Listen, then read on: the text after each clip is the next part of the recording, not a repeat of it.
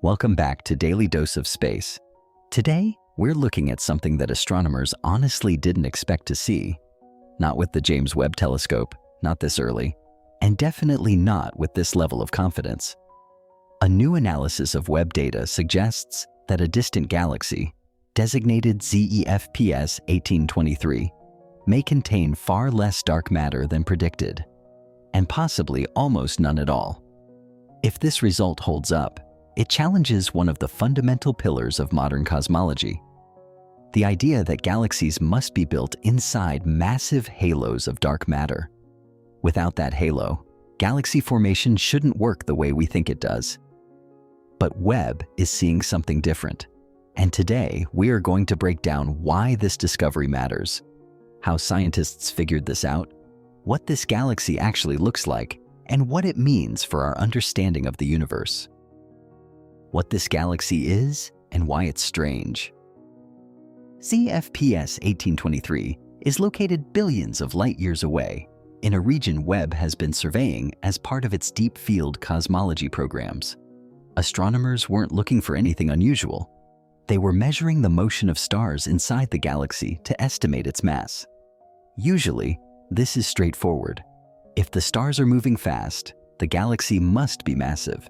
If they're moving slowly, the galaxy must be lighter.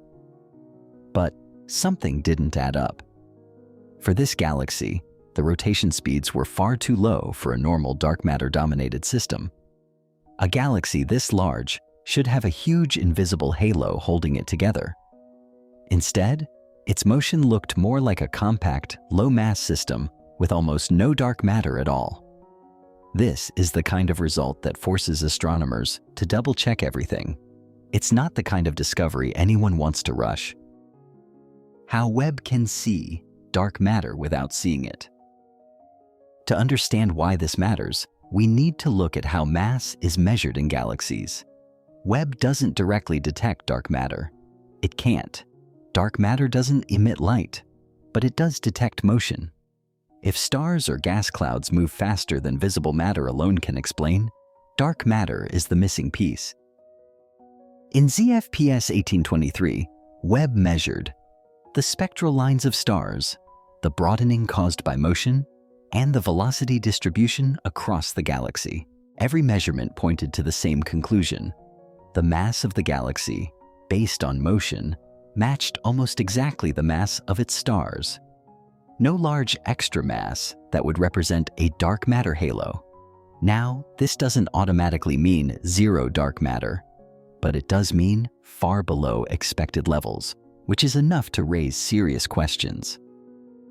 Why this breaks our current understanding. Modern cosmology assumes that dark matter is essential for galaxy formation.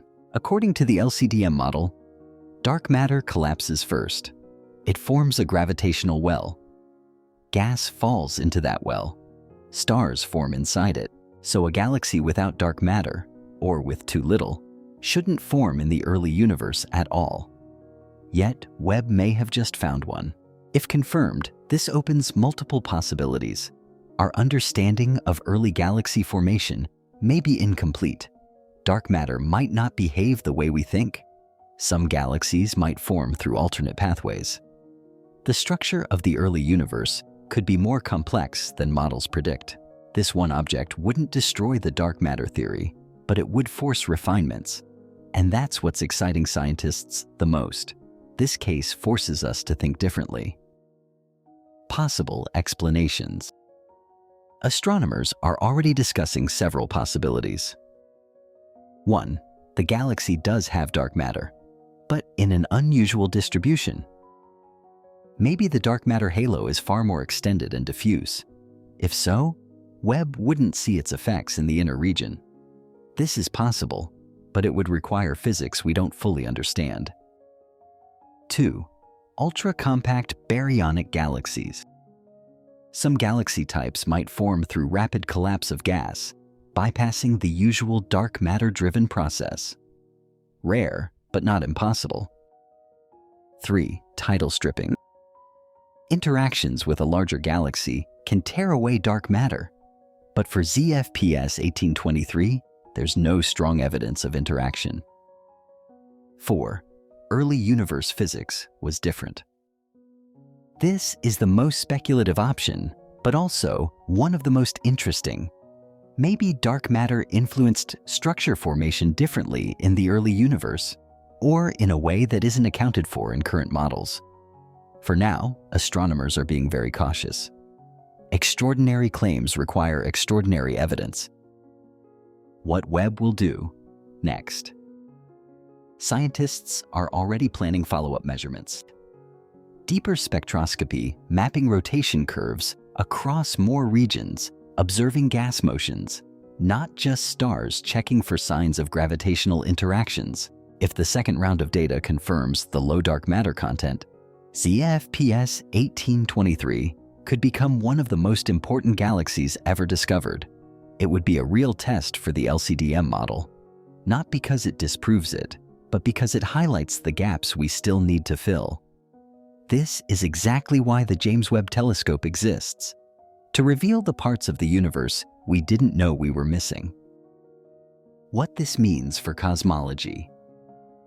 If more galaxies like this are found, here's what changes. Dark matter halos might not be universal. Galaxy formation might support multiple pathways. Early universe structures may have evolved differently than late universe galaxies. Cosmology will need new submodels to account for exceptions. Right now, this is a single case. But all major scientific revolutions start with one observation that doesn't fit. We're watching that moment unfold in real time. Final thoughts. The James Webb Telescope continues to challenge assumptions we've held for decades. This potential dark matter deficient galaxy is one of the clearest examples of that.